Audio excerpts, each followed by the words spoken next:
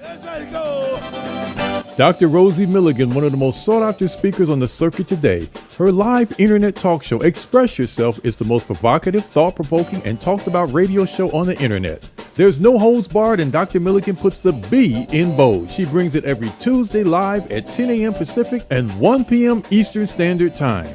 Dr. Rosie has been proclaimed the most provocative female writer of the century. Her books include Satisfying the Black Man and Black Woman Sexually Made Simple, Why Black Men Choose White Women, and the book Nigga Please. These books have raised eyebrows across the country. She has authored 21 books and published 350 titles for authors nationwide. Check Dr. Rosie out at drrosie.com for her books, articles, and archives of her internet talk show.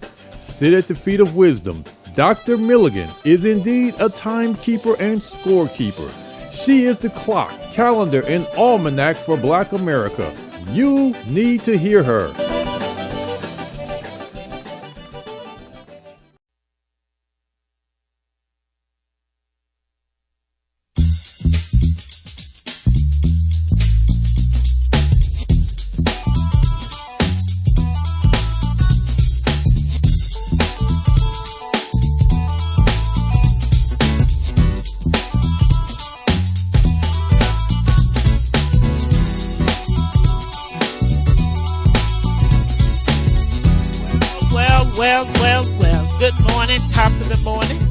Sunny California, chilling up out here. A lot of fires, but it's still kind of cool down in my neck of the woods. You're listening to Express Yourself Hour. I am your host, Dr. Rosie Milligan, coming to you live as always with nothing but straight talk. You know how we do it around here.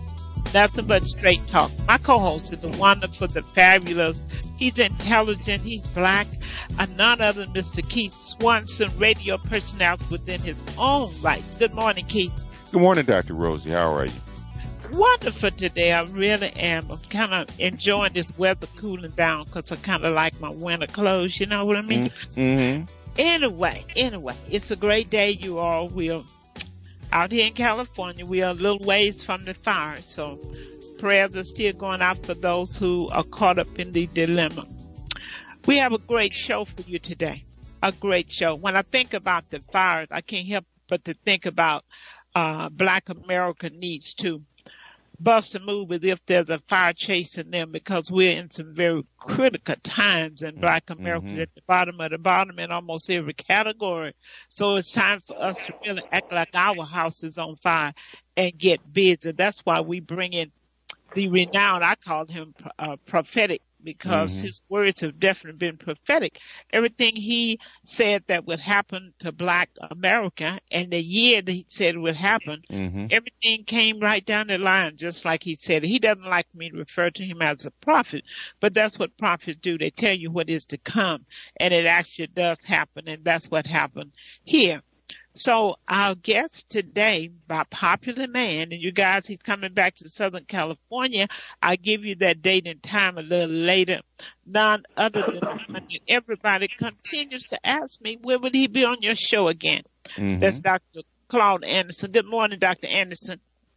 Good morning, Rosie, and good morning, Keith. How are you people doing out there? I know you're hot as hell with all that burning out there. Yeah. It's hot out, but it's cool down in our neck of the woods. You know, Dr. Anderson, nothing ever happens in the ghetto, all right? Safest place to be.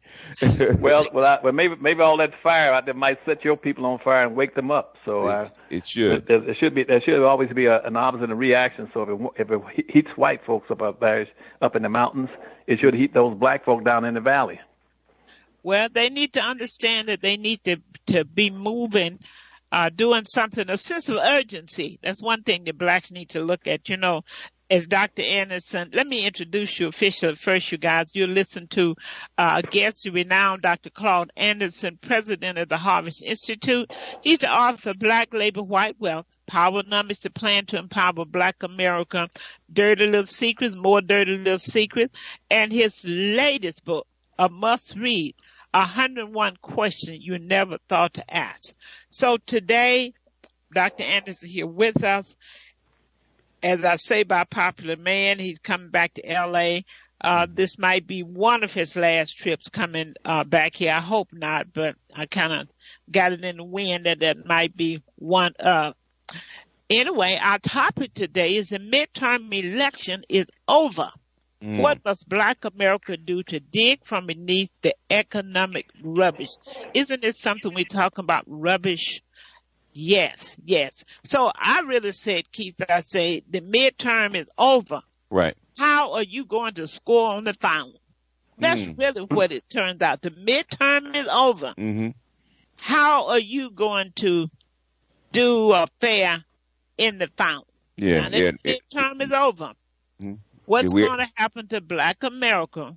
And what is Black America going to do to make something happen for them? Yeah, and look at that 2019 budget too, because that 2019 budget is something to look at. A group of us kind of went through it, and basically they're they're moving a lot of money out of Black neighborhoods into white neighborhoods. Let's put it that way.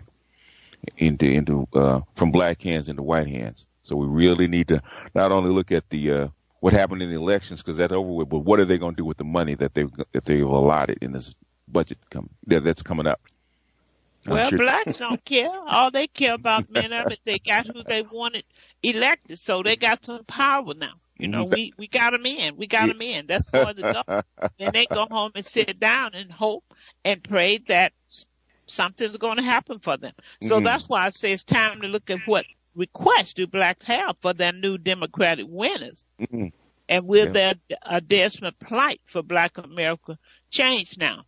So Dr. Anderson, talk to us. What we going to do? What can we do? What should we be doing? That answer, follow the money, right, Dr. Anderson?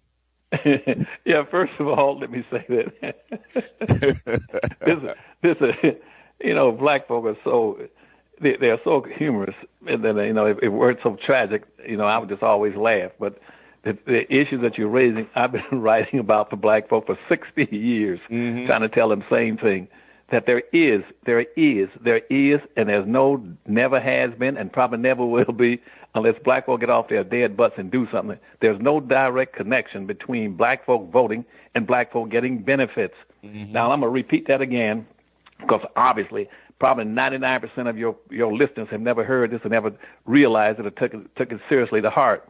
There is no direct connection between voting, putting a Black person or a white person in office, and Black folk getting benefits. Damn it, how many times I have to tell them that? They're still under the doctrine of unequal exchange that went into effect in the 1500s.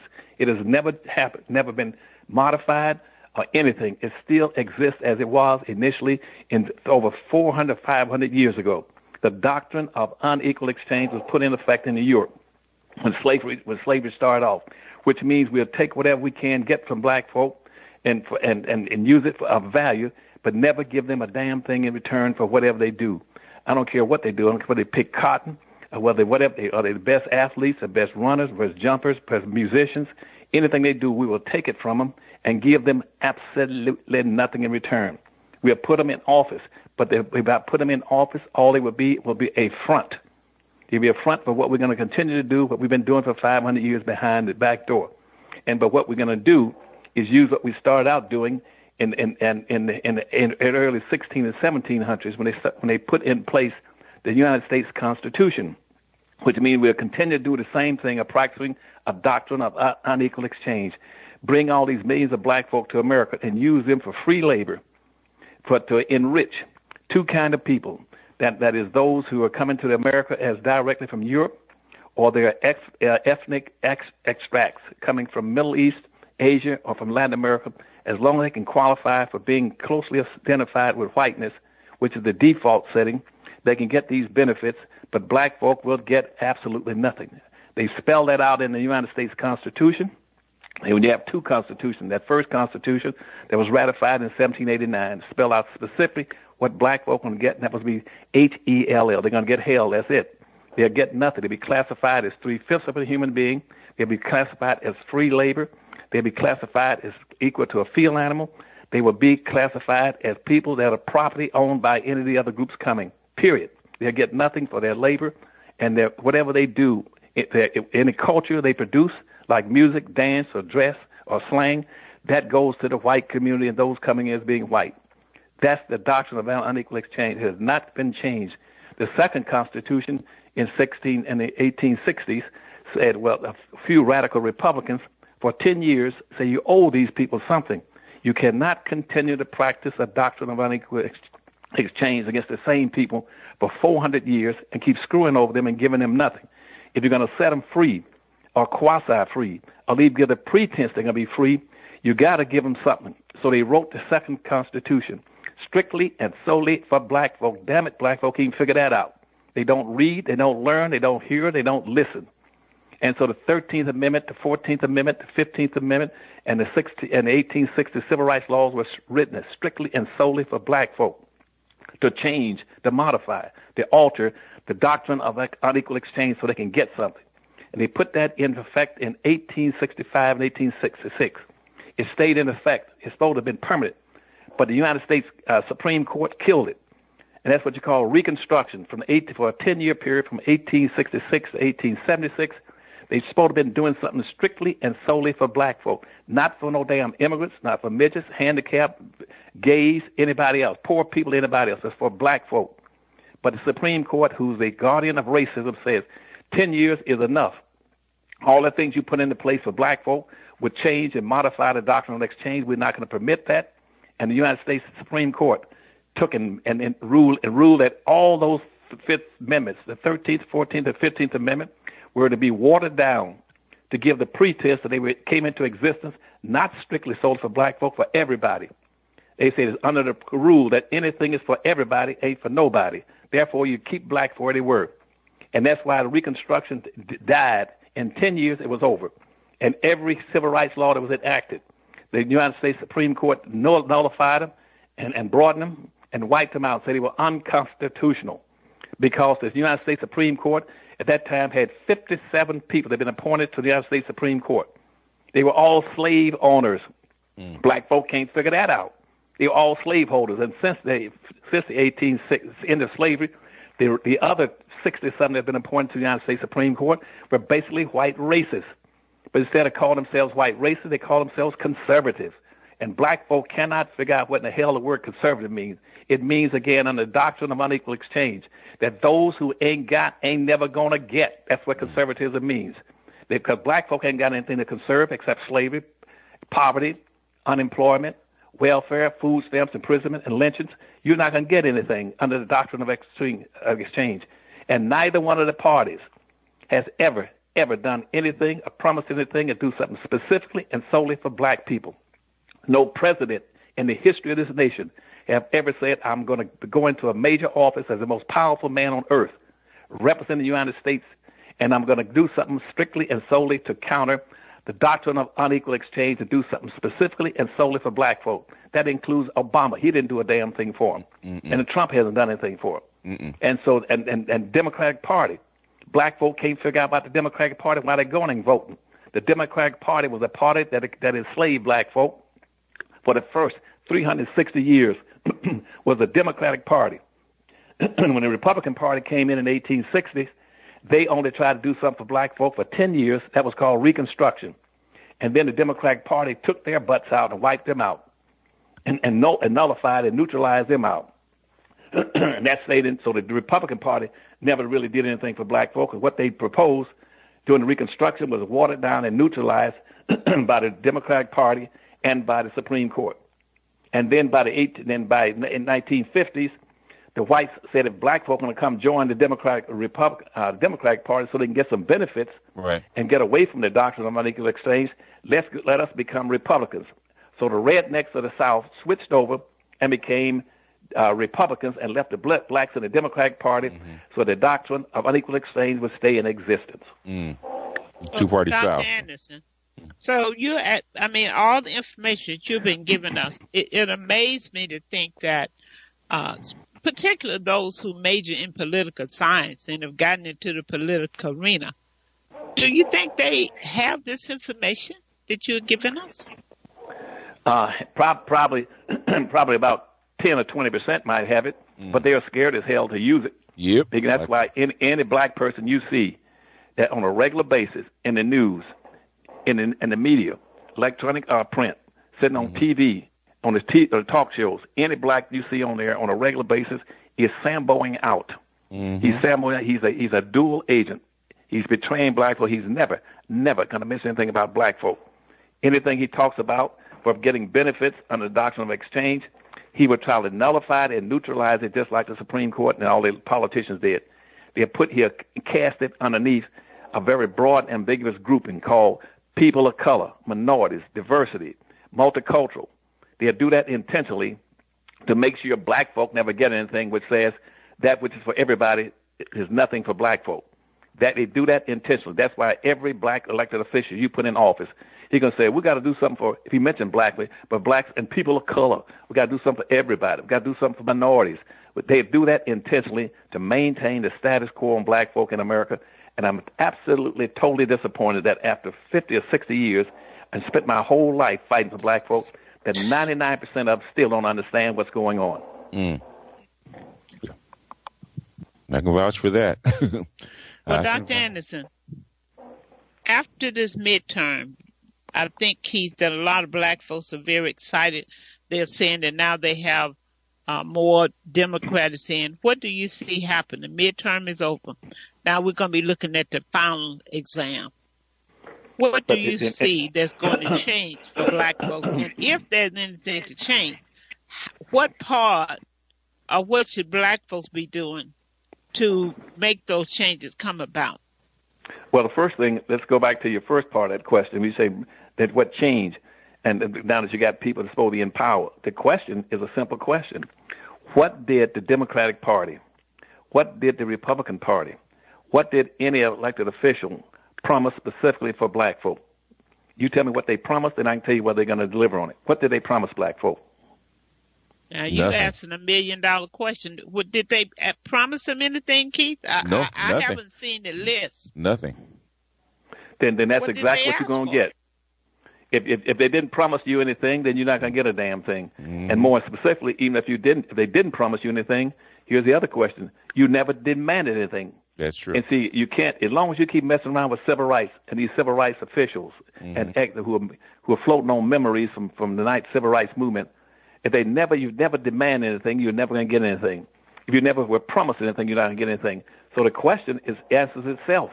Why would black folk be sitting there anticipating and receiving something and enter the programs and public policies that are going to be going into effect now that the midterm is over when nobody's promised you anything and you never demanded anything? That's why President Clinton, see, I was a campaign manager for Carter in the South and in Florida, but I was also the deputy strategist for Clinton in Maryland, for the political strategist. And one of the things Clinton said after 8 years in office, he said, I'm totally surprised that after 8 years sitting as the president of the United States, that black people never, not one time demanded anything from me. They were perfectly happy and comfortable if I would appoint one black here, one black there for something that was strictly superficial. And if I showed up at some ceremony where they're going to have a march or a dinner or lunch and they would come to and I would speak and just show up and have a photo op for them, he said, I never will understand that. And that's exactly right. Well, Dr. Anderson, let me give the number out. The number to reach us is 310-928-7733. 310-928-7733. You can email us here at innerlightradio at yahoo.com. That's INNER, Innerlight Radio. Now, Dr. Anderson, what are some of the things that we should be asking? You know, I discovered during the midterm that most people didn't know who the governor was or what his function, Secretary of State. They don't know the city councilman, public over the Board of Education. It just has no clue. They don't even know who to write to. Many of them, if they have a problem, when they should be writing to the district attorney, they don't understand his job. They're writing to the city council. So there's so much that we have to learn. And I don't think as a group we're asking anything. What should we, Dr. Anderson, what should we be asking for or doing to move us from beneath this economic rubbish? What should, just tell us later, what should we ask for? Other than, we should always ask for reparation and 1865 treaty funding. But what's the main thing as a united force that we must ask for, and not just ask for, demand, don't stop until we get it? What is that? Well, you ask, again, Rose, you have a unique ability to answer extremely intellectual questions, intelligent questions. It's very simple. If you have never in 460 years ever been specifically granted a damn thing in 460 years, after you were honored or dishonored by being the oldest population in America, you were the engines that drove the economic development of this country. You're the most patriotic people in this country, but you've never received anything in 460 years. The answer should be written on the wall in paint. One, if you've never received it, you should demand that you be put on an agenda for anything specifically and solely for black folk for all your basic needs. Right now, as an example, yes, black folk in America, you're bearing 6 to 8 times your fair share of everything that's bad and negative. But you do not own and control anything greater than 1/2 of 1%. You own and control nothing in a nation. The richest nation on earth, you're everything of value. Anything that has any privileges and rights to it, you are less than 1/2%. So clearly, the answer is on the table. You should be demanding that you get at least a representative proportion of everything that's on that rate. If you're 14% of the population, 13% of the population, you'd be saying, I'm going to demand that we get out of this category, that where we were at the end of slavery. At the end of slavery, you own 1/2 of 1% of the wealth. You still own 1 1/2% of the wealth.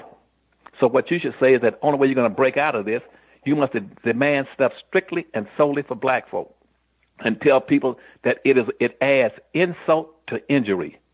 It's an insult to injury that's already been inflicted on black folk to keep putting black folk in these very broad, ambiguous bags and saying, well, you're a minority and poor folk and people of color. Tell them I don't want that crap. So everything you go to, when the first thing you start making your demands, Rosie, you demand that, no, we're not going to go into those bags.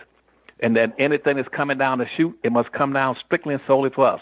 You can put anything you want on there for the minorities and poor folk and people of color, but we want to know specifically what's coming to black folk, period. That's it. That's what you're going to do for minorities and poor folk.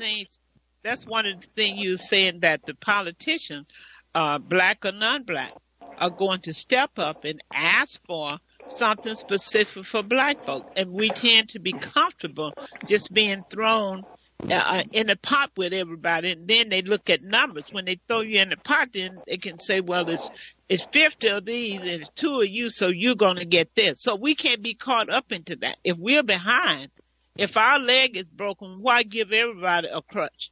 Then we need to crutch while the other people just keep walking, right? Mm-hmm. That's right. See, that adds insult to injury. And not only that, but it commits it codifies, Rosie, the biggest lie that this nation has ever told, by pretending that somehow that all these immigrants come into the country, and 99 and 1/2% of all the people in this country now are the immigrants coming to this country. They came here after black folk.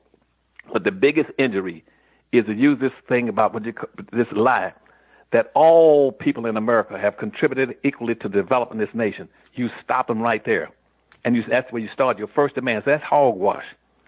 They weren't even in the country. How can all people have contributed equally to the development of this nation when 99% of them weren't even in the country when black folk were building the country for 360 years?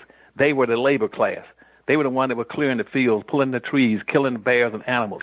They were one that planted, picking the cotton, the rice, the indigo. They were one that fought. They were the only people that fought in every war to defend this country. They were the only people denied an education, denied the right to have wealth and money, denied the right to vote, denied the right to have a religion, denied the right to have a family, denied the right to have tools and animals and weapons to defend themselves. You can go on and on. Tell them you're not going for that lie anymore. It's putting that all people have to contribute equally. That's a lie.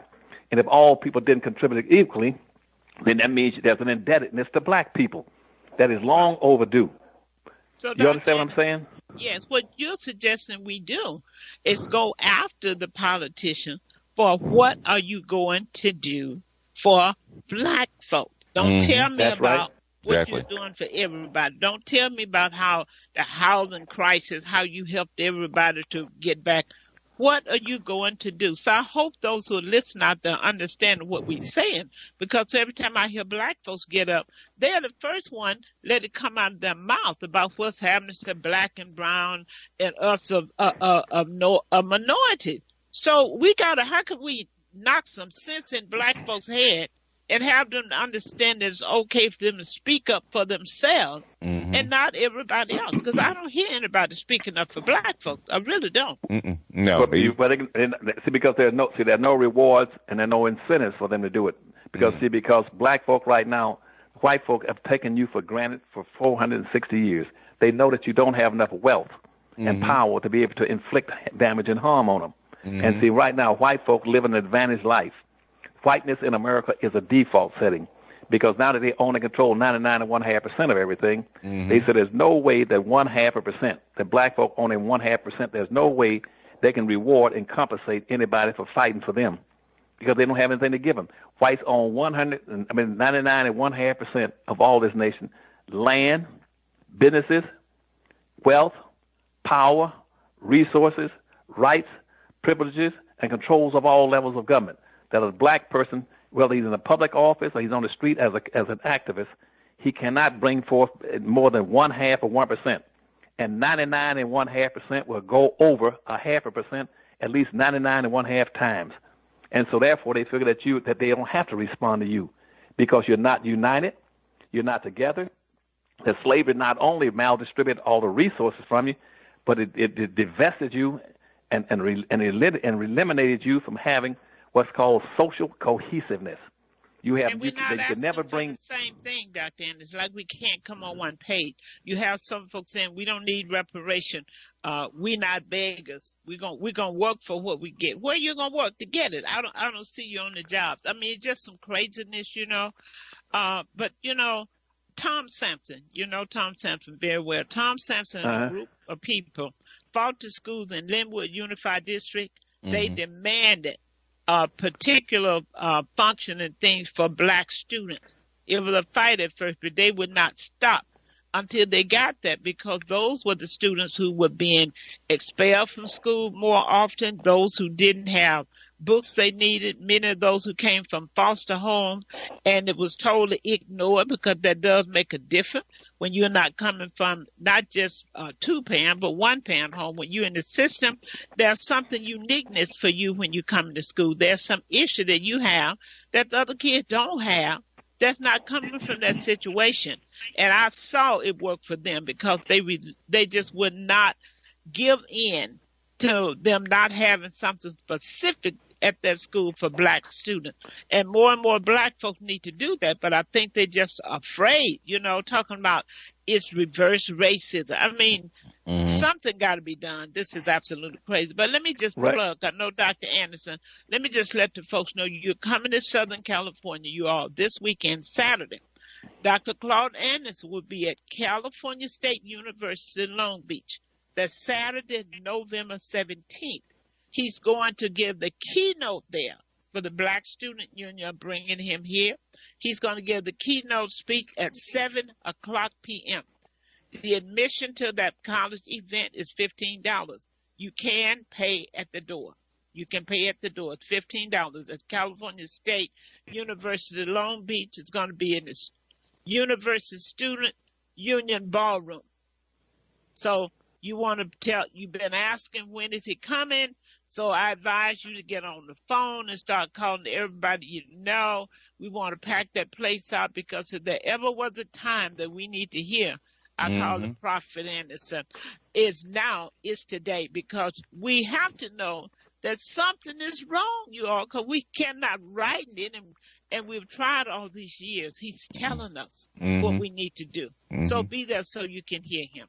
Because the white folks are getting on code, because the white women are voting with their white man. So all those liberal white women that we thought were on our side, guess where they're going? They're getting on code. And we need to get on code.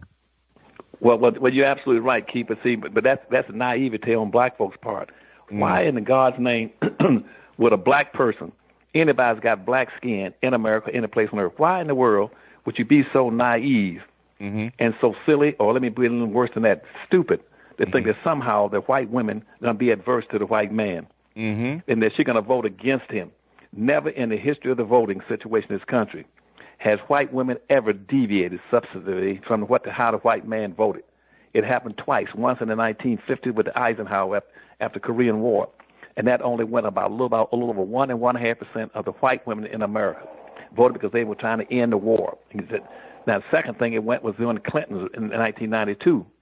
White women deviated a little less than 1% away from the white man. The white women have always been with the white man. Because they sleep with him, they fix his food, they bear his children. They always co-own, co-control, co-influence, and inherit 100% of everything that the white man gets on the earth. It goes to her. It goes either to a white woman, that might be his mother, it might be his daughter, it might be his sister, or it might be his wife. White women are not stupid. They're going to stay with the white man and vote his. And that's what the whole white movement, women's movement, was about in the late 1840s and 1850s. But when the white women said, we want the right to vote, they knew at that time they already had the right to vote. White women always had the right to vote if they own property. The law says that only people can own property could vote. That means that property included not only a house, a car, or a piece of land, but also if you own black people. Black people were property. You could vote. So white women could vote. But what they were trying to say is that, but what about we white women don't own anything? Can we vote? Because the white man, we live with the white man, but he owns it. They said, no, you have. That's only if you're property on it. But after the World War I, when these black folks started coming back to the United States, and they grown to get a little strength, to get a little bravado, and grown some testicles after World War I, and started coming back to America. And they were coming back and started demanding some rights and some privileges and some resources after World War I. That was like in 1919 and 1920, 1921, which you all it was called the Long Red Summer. That's when Tulsa, Oklahoma was burned down, and all these like Durham, North Carolina, and Birmingham, and Wilmington, all that stuff. When blacks started coming back, then the white woman says, see, if you white men will let us vote, we could strengthen your voting capacity and vote along with you. And that's why they passed the 19th Amendment, so that when white women vote, because they would strengthen the white man. But even when the white women could start voting without owning property in 1919, the black woman couldn't vote until the 1960s. So there's no Me Too for women. That's the Me Too. They're talking about white women. But they go back to the other point that you made, Rosie, about why some black folk talking about they don't need anything. You tell those silly blacks to get the hell out of the room when you start talking. If you don't want anything, fine. Keep your darn mouth shut. So if you don't want reparations, fine, and go home and sit and watch Oprah all day long. But the thing is that you always had those kind of blacks that have nothing. That's why a Jewish guy named George Gershwin wrote a song in 1935. It was an opera. He wrote an opera called Porgy and Bess. And that Porgy and Bess opera is still acted out, and that song is still popular. And in the middle of that song, when Porgy is in a black neighborhood singing to Bess, who's a black woman upstairs in the room in the opera, and he's singing, I've got plenty of nothing, and nothing is plenty for me. And that's a Jew saying that. Said black folk are the only one people in this nation in 1930s that never want anything, and they're just perfectly happy having nothing. That's why you can go to any ghetto. They don't mind sitting on the sidewalk with beer stains and bushes behind them, weeds growing as tall as I am, and vacant lots, hiding down in vacant lots, sleeping in alleys. Got the black women all over L.A. with all their personal effects in a damn garbage bag, hiding out in alley down in the inner city, down in Compton. They got black folks sleeping on the sidewalk. The white folks say that's what the Negroes want. They got no better sense. They don't demand a damn thing. They're not entitled to anything. That's why they have no respect for their own women, their own children, sleeping in alleys and in alleyways, laying out on the street drunk on sidewalks and people picking them up. That's been going on for all these years, and you still got that kind of a black personality. You tell those people, Rose, to get up and get the hell out of. If you don't want any reparations, fine. Keep your darn mouth shut and go home and look at opera. Look at Oprah. Well, what is the first thing we need to unite and push for, Dr. Anderson? Okay, now that's the question. Because you said, as long as we're in the economic ditch, I mean, people just run right over you because they know you don't have the money to hire an attorney. You can't fight. You can't defend yourself. And, so black folks just saying, well, we don't have any money, but prayer changes things. Prayer ain't changing a damn thing. Don't you get hung up on that. And that's not the Lord's responsibility to save you. He gave you a brain just like he gave the whites and the Asians and the Arabs and everybody else. He gave everybody a brain. That's why it said in the Bible, woe ye to the earth. I'm no longer on this earth. And when I come back, I'm coming back on a cloud with a bunch of angels to kick butt and take names. He's not his responsibility to save you. He said, I've been to earth. I got hung on the cross. I paid it. No black person would be so silly to try to hang on the cross after I hung on it, and the man's still doing the same thing. Black folk got an obligation to save themselves. And the first thing you got to start doing is say that you are special people on this earth and in the United States. And as a special people, you're going to be demanded that you be recognized for being exceptional people. You're different. Nobody in this nation has been treated like black folk or mistreated like black folk. Not Arabs, not Asians, not Hispanics, no European whites. They all came here as guests. They came here to get unearned benefits. They came, all these immigrants coming to America are coming here as freeloaders. They are freeloaders. They're coming here to get unearned benefits. They're black for something that black folk were the primary builders in this nation. They're coming here to get that while you get nothing. That's the first thing. You got to say we're exceptional people. We're not going to let you put us in the broad categories. And you got an indebted. What we're going to demand is this: we're going to demand first a recognition of us in this nation, and in second, we're going to demand an appreciation for us in this nation, and we're going to demand reparation for us in this nation. And then by that, if you can't do that, here's what we want you to do: you're going to put us into a protected class. Mm-hmm. That's what was recommended for black folk back in 1866. Was to put black folk into a protected class. Indians have been in a protected class. Women are in a protected class. And so what they did, they called it the Freedmen Bureau. The Freedmen Bureau came into existence in 1866. They put slaves into a protected class so nobody would continue to rob and rape them and exploit them. That's what the 14th Amendment was about. That's why the 13th Amendment says that every level of government is mandated to treat black folk in all manners similar to the way whites are treated. That's what the 13th Amendment said. Now, if the immigrants are coming to this country and they're not hurting white folk, but they're hurting black folk, then you're violating the 13th Amendment. Then the 14th Amendment says that basically that every level of government is mandated to use all necessary means to lift the badges and incidents of slavery off the shoulders of black folk. That's what the 14th Amendment said. But the Supreme Court neutralized that and said that's not for black folk, that's for everybody. And then the same thing, the 1866 Civil Rights Law, they gutted that and corrupted that. They said that black folk cannot survive in this country unless they have 40 acres, a mule, and $100. And then, but the whites in the South, the Southern Confederacy, the red states on what you voted for, back to your original question, in your midterm election, those red states are the same Confederate states that came into existence as the first terrorists in America. The Southern states, the Southern South, are Confederate states that again said they were rising up and they're going to take over and take black folk back where they were. That's what they mean by by the word conservatism. They put you back to where you were. Hold your thought and let's take a call. They've been waiting. Go ahead, caller. Yes, hello. Hi, good morning. This is Ray from area code 760. Hey, Ray. Yes, good morning to you all. Morning, Dr. Anderson. I've been listening and following you since the 90s on your speaking, things of that nature. Now, regarding the conversation of the day, there are so many hot topics going on that you've put out there and explored on. It's, especially with our voting history and things of that nature, also with the white women voting and the afraid. Well, one thing as black people, we have to understand the difference between right and wrong. Mm-hmm. And in order to get that done, we have to know our history. And most of us do not know our history. Even when we graduate from high school or go to college or things of that nature, we do not study or look into the libraries for history. Because people that are teaching us history are not teaching us history. They're teaching us a 2% probably view of history. And like Dr. King stated years ago in one of his speeches, reason why, regarding land, how Congress, same thing they're doing now, where they are paying the farmers not to grow anything, and that happened years ago when that occurred. That Congress instituted a policy whereby they would pay the farmers. That is how Lindsey Graham became popular.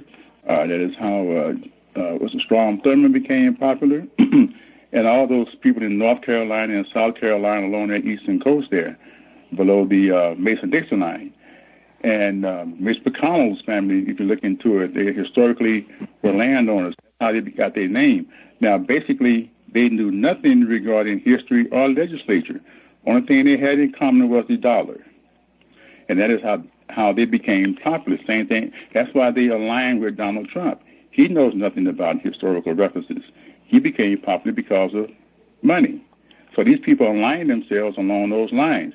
And what we have to do, those of us who have money, who have resources, we should be taking a page out of LeBron James' book and try to expand upon that instead of buying rims, 4 or 5 houses, 89 girls, 12 or 15 baby mamas, and things of that nature, and put the money where it belongs. But this is the problem. We don't know the difference, the sense. We don't understand the sense of right and wrong and our history. That's what Dr. Anderson referred to as inappropriate behavior. That has been his term all these years. Now, you mentioned about not knowing the history. See, one of the things when we have good books out there that can really teach people, like Powernomics, Black Labor, White Wealth, we have black people who just rave about these books, but they don't take themselves up to the schools, to the college, to the library, and demand that these books are there. Because there's a lot of stuff in the library, but they're not going to address the issue like Dr. Anderson has done, like his new book, and I hope you're able to get that. It's called A Black History Reader, 101 Questions You Never Thought to Ask. This book should be in the hands of every black American. And I tell you, I was thinking, because he's going to be at Long Beach, Cal State Long Beach, this Saturday at 7 p.m., the Student Union ballroom. It is $15 admission. I was trying to find someone to sponsor books that they could buy and put in every one of those students' hands. If anybody needs this knowledge, it's really our young people, our college students, because they are the future. Because it seems like some of the old folks' rate is just lost. I mean, all this information has been written, all the speech that Dr. Anderson has given, and for Los Angeles has been one of the prime cities that he's constantly been a part of. And to see us in the ditch like this, to see us behind everybody with this man who has written the book, Black Labor, White Wealth, Powernomics, A Plan to Empower Black. And I don't know how many black politicians have picked his book and read it, but I guess if they do, if they feel like they can't institute it because it's talking about empowering black folks, it's just pitiful, Yeah, I purchased that book at your store, Dr. Rosie, both of those books, Powernomics and in Black, the other one, I can't think of the name right now. Black Labor, White Wealth. Yes, and I purchased that for my daughters back in the 80s and 90s when he first started speaking about those type of things. And also I purchased it in 2000 for them again, and they passed it down to my grandchildren. They have read it and understand it, but we can't get the bulk of people to get involved with reading, especially Dr. Anderson's philosophy. You don't have to agree with him 100%, but the man talks truth. You can disagree with other things he says, but the thing about it, he speaks the truth. You have to understand. So, Ray, pass the word that he's going to be in Long Beach. If any I wrote it down. You need to try to get them there, okay? November 17th, 7 p.m. Yeah, $15. that's this Saturday. This Saturday at 7 p.m. He's going to bring it. And I'm so happy that the Black Student Union was able to hook this up because we need to educate is really the next generation to come on because they're going to be so lost if they don't get the truth, if we walk through it. So, Dr. Anderson, again, give us the number one thing that you suggest that we do now that the midterm is over. What can we do now that we're past the final? Well, I think you just touched on it. I think to a substantial degree, you've just touched on it, Rosie. First of all, I always felt all my life that I had an obligation to help black folk. And why? Not just out of emotional sentiments, but the fact that I had been privileged to have done what no black has ever done in the history of this nation. I had a chance to be at the top of everything in politics, and the top of education and business in every aspect around the world, and anything through the Marine Corps. I'd had enough experiences and training with 6 college degrees to be able to do what I want to do. I felt I was obligated and bound to do something for black folk. And having been a campaign manager for presidents, for governors, for attorney generals, for mayors, and for state legislators, for congressmen, I ran the campaigns. I felt I had a duty to be able to leave politics and come out and do what no black person had ever done in a book. Yes, I read a couple of wonderful books by W.B. Du Bois and a few other individuals, but I felt that my books were going to be totally different because as a forensic historian, to do what nobody's ever done is to read these books and analyze everything in history and critically analyze it for the origin of everything and tell how it was put into existence, how it was kept into existence, and what we got to do to get out of its existence. And my books are totally different from any other books. And people say, Dr. Anderson, I don't read any other black books. I study white society now. And I figured that my books are very special. And I said, to answer your question, I wrote those 5 books in a vertical order. But the first one in the first floor was called Power, the Black Labor, White Wealth. It takes you through 14 years of history, and going all the way back to the 700s, and showing you every trick, every label, every policy, every law that was used to keep black folk locked in boxes, not only in this country, from around the world. That's called, and it shows you in timelines every trick they used and how it was put into effect, how the wealth and everything was maldistributed. That's called Black Labor, White Wealth, which some people in some African countries in Europe call it the second Bible for black folk. So does Ebony and Jet. The second book was called Powernomics, the National Plan to Empower Black Folk. That book was written, and again, to show you through 7 chapters, to show you that white racism is good, but it's not perfect. It can be beaten, and how you beat it. Then the third book was called Dirty Little Secrets, and the fourth was called More Dirty Little Secrets. In those two books, I put in over 1,000 short stories about things that have never been known and publicized about black folk achievements, involvements. What those 2 books said is that absolutely nothing has happened on this earth that black folk were not directly or indirectly causing on earth. They said that gave them their uniqueness, their unique people. And those books have been in all the elementary schools. And the last book that Rosie points out was the Black History Reader, 101 questions that say, now, this is a capstone that goes over all 5 of these books, going all the way up to the top, to show you where you are and what you got to do, and do it fast. So those books have been in every library, as Rosie said. It should have been in all schools and in every curriculum. But they're not in there. But the books that these kids are studying are strictly designed to reinforce white superiority and white racism. My books are not, and what I'm saying is that as long as those books are in order, their books are in order, you cannot keep charging white folk with white racism and white superiority, because in effect they are superior to you. As long as they own and control 99.5% of everything, they are superior. What you got to do is what Rose is asking: how do you redistribute some of those resources back in the hands of black folk so they would not be superior over you, so they would not have all the power, all the wealth, all the businesses, all the income, all the land? And as the gentleman just pointed out, land is one of the key things. And not only is it key, but the reason the whites got all that land is because that's what the Constitution was based on, the United States Constitution. When are blacks going to demand that the Constitution be redrafted or recreated or readdressed? Because, you see, when George Washington, when they ratified the Constitution in 1789, they said this nation we built on land. And it's going to be built on what you, and that's why the first immigration policy in 1790, a year later, they came up with these immigration policies. It'll be based then on free land and free black labor. That's why George Washington says, I want 100,000 acres of free land. Thomas Jefferson says, give me another 100,000 acres of free land, too. Then Patrick Henry, that they teach these black kids to talk about Patrick Henry.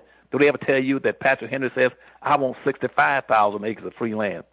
And that every white person coming to America as an immigrant, all these Europeans coming to America, they didn't come here looking for no freedom of religion, or they came here looking for free benefits, black labor and white and land. And that's why every one that landed here, he was entitled to 650 acres of free land the minute he set foot in this country. And plus he got another 150 acres of free land for every slave that he owned. And that's why when they built the railroads, they gave the railroads, you had 12 railroads that picked up 24 million acres of free land. And just going across the Mississippi. Yes. You talked about what we need to be looking at, Constitution being rewritten. Well, silently so, it has been rewritten, but just not rewritten and made public because of the 13th, 14th, and 15th Amendment.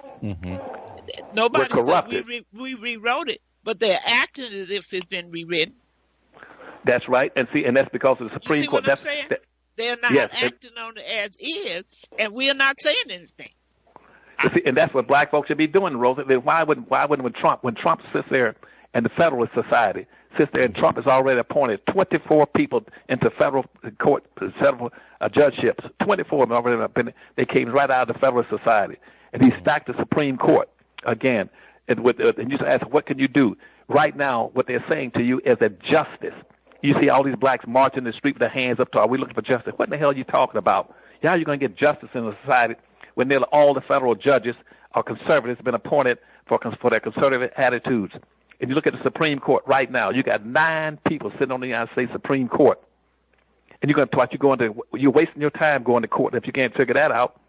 You got 9, and what they're saying is that in all those 9, 5 are white men. 5 white men and 3 white women. And you got one half a man there called Clarence Thomas, half black, half. How you that? What they're telling you is that justice for black folk can only be seen through the eyes of whites. Otherwise, they wouldn't have all the courts stacked with conservatives. They wouldn't have the Supreme Court, but also you haven't got a snowball's chance in hell of getting anything out of the Supreme Court or through the federal courts because they got it stacked against you. But we got to try it, but there are ways of beating it. And it won't be in the court system. It has to be in politics. Politics controls the judicial system, and it controls the Supreme Court. But you can't. But yes, you have a lot of black folks saying, "Well, you know what? I'm not into politics," and everything is moved by politics. You hear people saying that every day. One thing about it, I'm not into politics. I don't care what happens. So I don't know. What they do, Rosie. They can get it, Rosie, by what you got. They should be asking what controls politics is economics. Right. That's what controls politics is economics. That's why all these people coming to America, Rosie, they're not coming here to vote. All those immigrants, those people coming here, immigrants, they could give a damn less about voting. They're coming here to get economic empowerment. That's why they come in here and go right past black folk at 200 miles an hour and set up a business someplace in every damn corner, in every coffee shop, in every alley where they're selling something. They're not going to get in it because in our system, everything is vertically ordered from the bottom to the top. The first thing black folk can do to answer your question you asked me earlier is that the first thing black folks should do is be trying to understand they own their own, they have no friends and no allies in America, point 1. Point 2, they must go back and withdraw from all this integration and civil rights BS and go back and rebuild their own damn communities. And right now they do not have not one community in America for black folks. All they got are neighborhoods. To aggregation, right? You're talking about it's called ethno-aggregation. They must go back and ethno-aggregate. The issue should never be segregation or integration. If you hear a black person talking about, I don't want to go back, then they're stupid. The issue should have never been integration versus segregation. The issue should have been ethno-aggregation. That's what every group is coming here for. That's why they're going to be a Japantown, Little Saigon, Koreatown, Japantown, Chinatown. And they aggregate, except black folk. Black folk are stuck on stupid, keep trying to integrate, which means I'm going to weaken myself even more. I'm going to scatter myself out even further than I am now. They should be ethno-aggregating, building their own communities, and inside those communities, they start building an economy inside of there. An economy inside, we don't have one economy for black folk. And a black community is where you store your wealth, your power, your resource, your privileges, your jobs, your tax base, your history, and your culture should be in your community. We got neighborhoods. A neighborhood ain't worth a quarter. That's like a bucket with a hole in it. You keep pouring water, it's going to run out. There's nothing valuable about a neighborhood. Then once you build those communities, then you got to start practicing group economics and group politics, which says I will vote solidly as a group, as 44 million strong across this country. I will vote solidly for whoever promises the most and deliver the benefits strictly and solely to black folk. Point 1. Point 2, in economics, you say I'm going to practice group economics, which means I'm not going to support anybody in a business, in a corporation, in a political party that does not support black folk. Spend your money with your own people. Make it bounce 8 to 12 times before it leaves your community. It goes through black hands.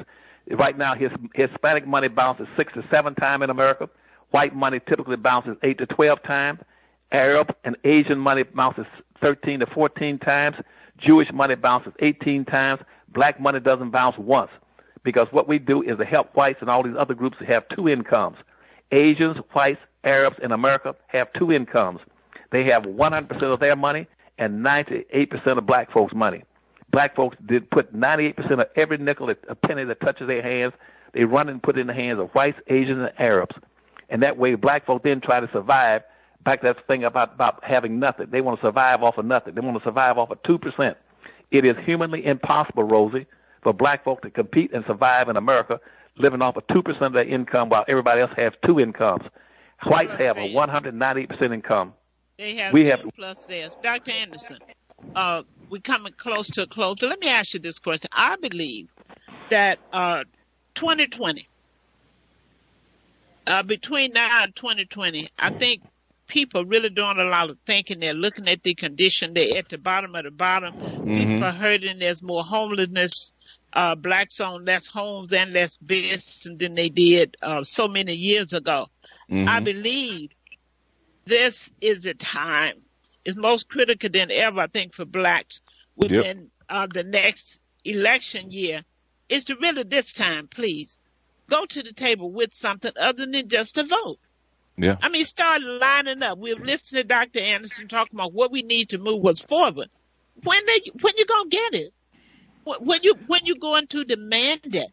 I mean, we should have people in the hot seat for 2020. I'm telling you. Mm-hmm. Yeah. They should be at our feet begging, saying what you want, because we need to have a block saying, no, we're going this way and no other way unless you do this. We're pulling out of the election. Black folk got to do something radical. But no, we can't pull out now because our forefathers died for the right to vote. Yes, you can pull out. We got to send a message, not wait till 2020. We need to send that message right now. Exactly. Right. Well, Rosie, let me say this in your closing hours. You're absolutely right. But see, what black folk, I've been telling them for my 60 years in politics with governors and presidents, is that there is no power in voting for black folk. You are a permanent minority. You are losing a group. There is no, you're out, you systematically have been rendered a permanent minority, underclass in America. Yep. You're outnumbered 10-1. Nobody gives a damn about your one. If right now in an election, it's the majority will win and rule. If you're going to be voting and your vote is only 1 out of 10, the 9 don't need your money. They don't need your vote. They don't need nothing. And if I threw you in a fence with hungry bulldogs and 9 of them in there, and you're the only one in, and they're going to vote on what they're going to have, and it's a rabbit, and you're the rabbit. Guess what the hungry bulldogs say? You're going to be eaten alive. Don't worry about that. The way you get power, where you affect politics, is not by voting. It's by saying, no, I'm a hit money. I can buy every politician. I can rent and lease them. Get your money, and they will start listening to you. Quit messing around with voting. What you're saying, in essence, all they want from black folks is for you to get the hell out the way. You all, let me do an announcement before I get out of here. I'm having my Living Trust and Power of Attorney seminar Wednesday. That's November 14th at 6:30. That's a free seminar at 1425 West Manchester Avenue, Suite B. That's at Classic One Bookstore. And that's at 6:30 p.m. It's free. Remember, this Wednesday night, free Living Trust and Power of Attorney seminar. And Dr. Anderson, that's one of the things that I've been hammering on here, because blacks keep talking about gentrification of white folks coming in, buying their land. And I said, well, if they are buying it, black folks must be selling it. Or they must be losing it because they're not putting a gun on anybody. And I can't get through to people who set it up in $1 million homes, Dr. Anderson, and they don't have a living trust. I mean, they're just perpetuating the wealth in somebody else's hand. What can you do? Do I need to get a white man to go before me and tell her? Maybe. You think that may work, Dr. Anderson? No, Rosie, you got to remember what I told you years ago, that black folk will learn and change their behavior pattern and cease exercising inappropriate behavior only when the pain becomes too great. Yeah. And yes, black folk have centuries of slavery and Jim Crow semi-slavery, but black folk are strong people. They still have not experienced enough pain yet. It's less like in conclusion. Huh? Black folk I'm telling you. Stand any more pain now. I'm telling you, girl, they need more pain. Rosie, you know it from a medical background. If somebody right now got a sore foot as long as they can still keep walking on it, some of them will walk with pain. They'll wrap a Band-Aid around it, put a little cure cum on it, and a little alcohol. They'll keep walking on it. But once that pain becomes so intense and so great, where somebody says, that leg, we're going to have to cut that damn leg off, then they'll go to a doctor. See, black folks have not gotten enough pain yet. They still need more pain before they turn around and say, I'm going to quit exercising inappropriate behavior and start loving my own people and practicing ethno-aggregation. I agree. That sounds like being in a coma. This show is going to re-air at 6 p.m. I think it's 6, right, Keith? 6 p.m., yes. 6 p.m. Pacific Standard Time and 9 o'clock Eastern Standard Time. You want to get on the phone and call everybody you know. They must hear this show. But Dr. Anderson, that's frightening when you saying to me that black folks haven't had enough pain. Wow, when 60% of black folks are sleeping in the street in Los Angeles, you ain't got enough pain? Evidently not. When they started locking your kids up, putting your teenagers in prison, just like they are an adult. They ain't moved yet, though, Dr. You Rosie. can't get jobs. They making marijuana legal and making you happy. So when they test you, you can't get a job again, and you ain't got enough pain. But Rosie, you would keep it. But what Keith is saying to you is that they still hard headed. See, the point is they still haven't got enough pain. Have you heard that? Don't you ever notice on all these programs, black folk are always bragging and boasting about having how they bore the lash and how they survived crossing the Atlantic Ocean. They chopped their own feet off so they couldn't pick cotton, and they did this and that. They never understood that what you should have been doing instead of jumping off your boat into the shark-infested water and killing your own kids to keep them picking cotton, you should have been throwing the damn slave owner's ass off the boat. You know, we brag about the wrong thing. When I hear people talk about how many potato chips we bought, how much liquor we bought, I mean, they brag like a badge of honor. Oh, we gave the white folks all this money. They say it with joy, Dr. Anderson. I'm trying to say, you mean to tell me you drinking more liquor than anybody, and you this percentage of the nation, you the most in everything except in money and sense? I had to throw sense. You're right, but see, you got your public relations firms who do that all the time, bragging about what they call the power, the black buyer, black buying power, black buying power. They're still silly enough. They haven't read my books. They understand there is no such thing as buying power. Buying that's a weakness. That's like it shows weakness. The guy who's got the power is the guy who's producing. The producer has the power. That's like a crack addict right now, Rosie, saying, I consume 20 pounds of crack a week. I got buying power. No, it's the guy that's selling you the crack who's got the damn power. Our people haven't figured it out, but you're right on the money, Rosie. Oh, my goodness. Now, that's very profound. I hadn't thought of it like that, Keith. Had you? Well, yeah, basically, yeah. The buyers are the suckers. The sellers are the smart people, and that's what he's trying to say. That's what P.T. Barnum said. There's a sucker born every minute. Unfortunately, most of them in the black community. Bragging about the wrong thing, but Dr. Anderson, I'm so happy that you... They need more pain, Rosie. They need more pain. Oh, they can't stand it, Dr. Anderson. Come on, we can't stand no more pain, you all, because when they have pain, they put it on me. Before we go, Dr. Anderson, where are we on the clock? Because you're good at telling us where exactly where we are as far as the American clock. Where are we as far as black folks? Well, you're now a little past 9 or 10 o'clock. You're heading up towards 11 or 12 o'clock. And that's by 12 o'clock. Everything's going to turn, and everything. That's what our entire system is at risk of collapsing around in this country. The entire world right now is going through a nervous breakdown. And in America, you're suffering what's called a grand mal seizure, and right now, and that's why they're shaking. That's why everything's being collapsed. All the institutions are being eradicated. Right. Everything is go for yourself. You're in a dog-eat-dog period between 10 o'clock and 12 o'clock. At 12 o'clock, everything's going to fall apart. So black folk that have moved quickly, and any pain, I don't know how much more pain they can stand, but by 12 o'clock, it's all over but the shouting. Okay. Yep, I agree. I agree. And in conclusion, it could be you got about 4 or 5 groups. One like the Council of 300. You got the Bilderberg groups.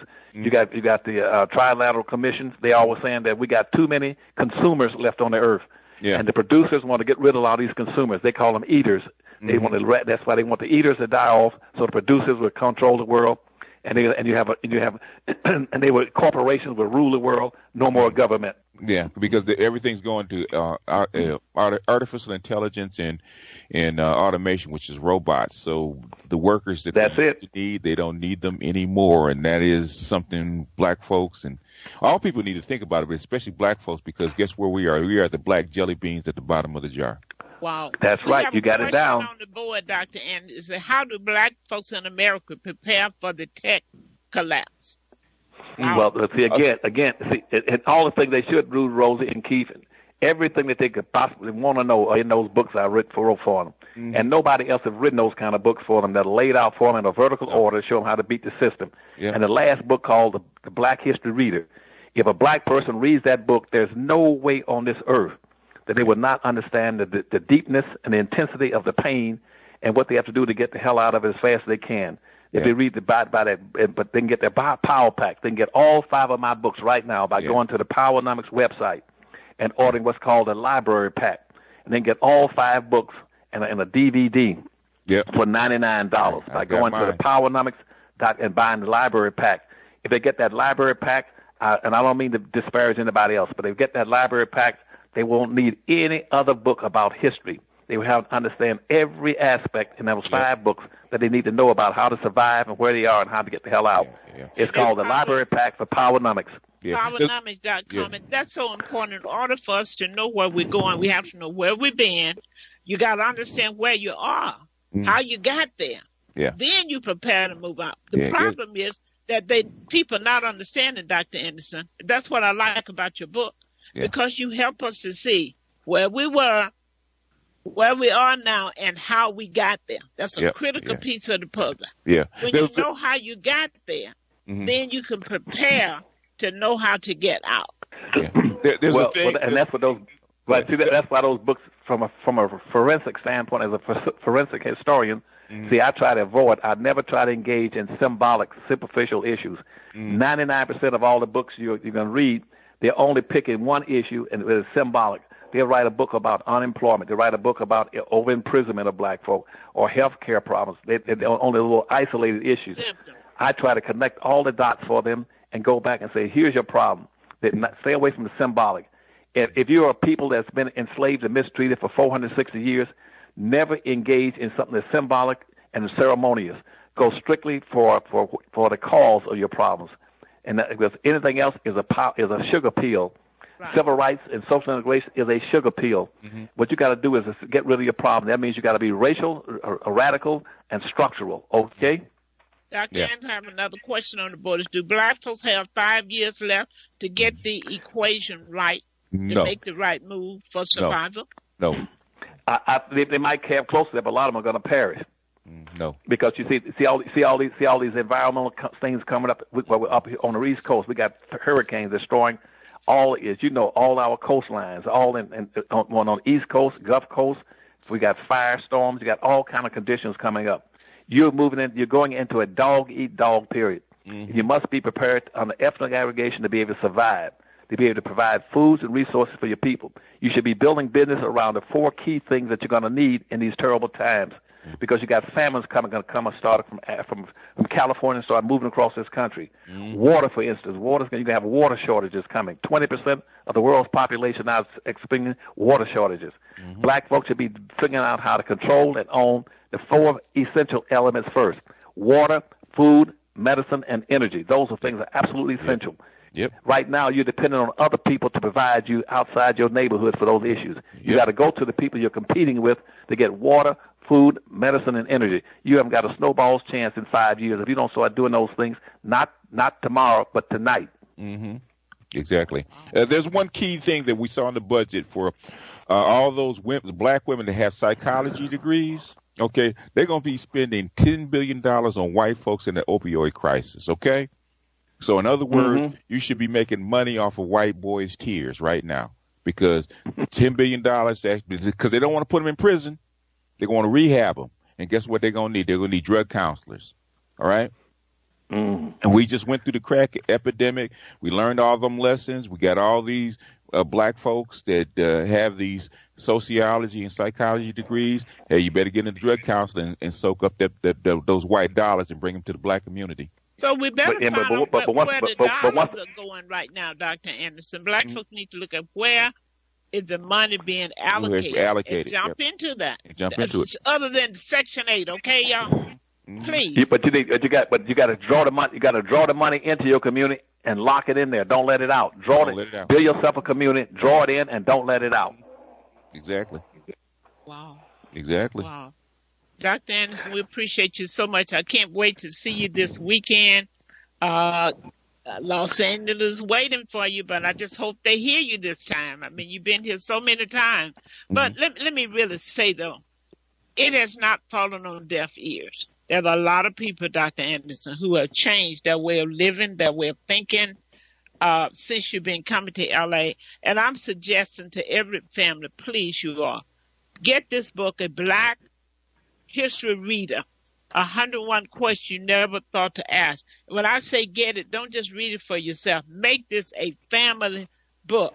I don't care, just take a chapter or pages at a time and start reading it as a family so you all can be empowered, because we're going to have to save each other. There's nobody thinking about us, so at least let your family understand what's necessary so they can save themselves and possibly be in position to save you and your generation.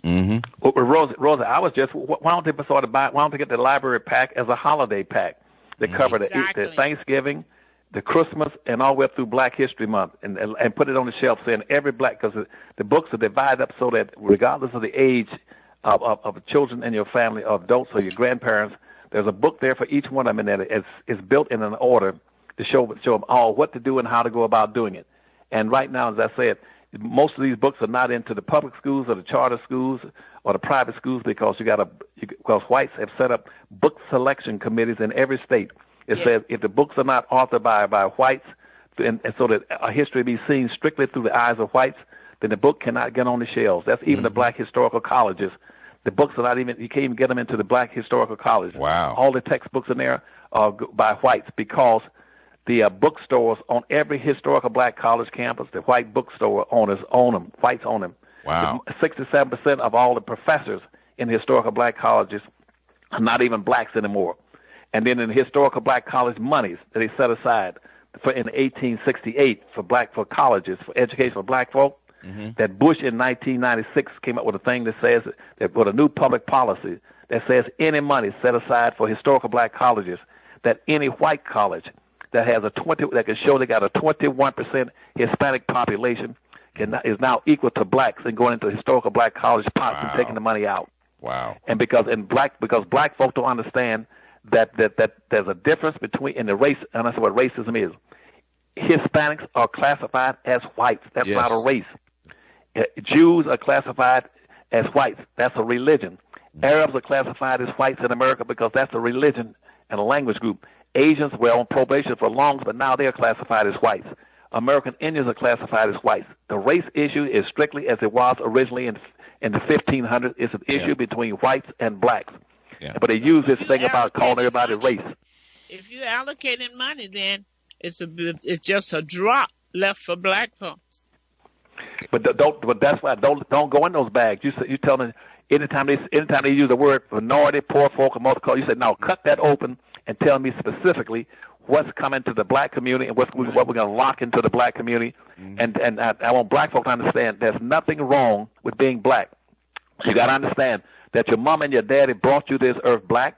God sent you here black. You might as well learn to live with it and be committed to it and start practicing ethno-aggregation. Racism is a team sport. You either play as a team or you lose by default. I love black folk. I devoted my whole life to trying to fight for them. I'm getting too old to keep fighting for them. They got to wake up to smell the coffee. Some of them can't wait for all that real bad pain that's coming in about the next 4 or 5 years. Mm-hmm. Well, I think they should see it when they say see many of them who have children they've sent to college that's back in their home. And not only their children back in home, them and their children are back in their home. Now, if they're not smelling the coffee now, Dr. Anderson, they better wake up and smell the coffee or smell the beer or smell something. Yeah, I mean, this thing is real. You we looking at staring it right in the face. it's so bad that the white boys are jumping off buildings and stuff like that. And we trying to figure out how come they're jumping off buildings. Okay. Right. Well, see if that happens. but you got to remember, Keith, you and Rose, remember, you cannot save all black folk. No, you can't. A lot of our people have got to perish. They got to explain and see and see. You only you'll be lucky to save about 50 or 60% of them. And some of those, some of them, are not even worth saving. If you see one threatening to jump, don't go up on the top to try to save him. Go up there and throw him off. Well, a lot of them are fighting to stay in the position that they're in. You know, they're just fighting. When you mention something different, Dr. Rosie, you just so unorthodox. We trying to get along. You know, you trying to practice reverse racism. And they like, but Rosie, get along. Rosie, why would any black person be trying to get along? Get along with whom? Why? You don't have the right, the power to get along. Because that's whose house they in, okay? That's who they need to be trying to get along with. Someone on the road said college children come back home with college loan debt. That's right. Come back home loaded in Rosie, debt. But why would anybody? What would be the incentives? What would be the motivation for somebody to get along with black folk? They don't need you. Why do black folk can't get that through their head? Nobody wants you and needs you. They come in this country over you. If everybody's over you and you're on the bottom, why would you be trying? How the bottom trying to get along with the top? Well, I guess they need you until they get what they can get from you. Just like those who hang around black folks to learn how to sing like them, dance like them, get along with you long enough to take your talent. Then they act as if they invented or it's their own, and now you can't shine. Mm-hmm. But any black person tell you he's trying to get along, he's a double agent. You understand that? He is a double agent that's in the mode of betraying you. We used to call those in history. Y'all call them Uncle Toms. I call them Sambos. They're getting ready to do you in. So when you go to any meeting and some black person stands up talking about he wants to try to get along when he was enslaved for 460 years now, and Jim Crow semi-enslaved. Why would he be trying to get along? If somebody wanted to get along, they would have been getting along with him 500 years ago. Mm-hmm. He's under a doctrine of unequal exchange. Yep. Nobody's that stupid to keep trying to get along with somebody that hates them. Why would you want to get along with somebody that hates you? Why don't you try to get along with your own people? Dr. Anderson, now they telling me that things are different now because more white folk got religion now. Religion is a horizontal issue that has nothing in the world to do with race. Yeah, Dr. Anderson been saying since I've been listening to him for the past 30 years, you are the designated underclass. That's what you are. If you don't start trying to climb your way out, you will stay there. Do you want to stay there? That's what he's been trying to tell you. Yeah. That's right. Why are they going to help you out? Why would but I got to Rosie, you and Cleve, I love y'all, but I got to jump off and run. We got to jump off too, Dr. Anderson. Thank you so much, and I will see you this Saturday. You guys, make sure you head your way to Cal State University. Okay, and make sure Keith is there too. Now I'm going to be there. I'll make sure Keith is there. Okay, I'm going to be there. All right, okay. Dr. Anderson. Have a great day. Okay. Thank you so much for your time. I love both of y'all. Take care now. Love you too. All right, bye-bye. You guys, again, don't forget, Dr. Anderson, this is one of his last trips coming to Southern California. You don't want to miss it. Get your children, your grandchildren. You guys, you can get your tickets at the door. It's $15. California State University, Long Beach. The Black Student Union is bringing him there. And I tell you, he has a message for you for this hour. Yep. So we thank you all for listening to our show. I'll see you Saturday and Wednesday night. Don't forget the Living Trust and Power of Attorney Seminar at 1425 West Manchester Avenue, LA 90047. You can call me at 323-750-3592. 323-750-3592. And you can email me at Dr. Rosie, DRROSIE at AOL.com. Thanks so much for participating. Those who called, those who just listened. I understand there was some problem with some people getting in, but we see that you were listening. Spread the word. Have a great day, and Keith, you be good. I shall.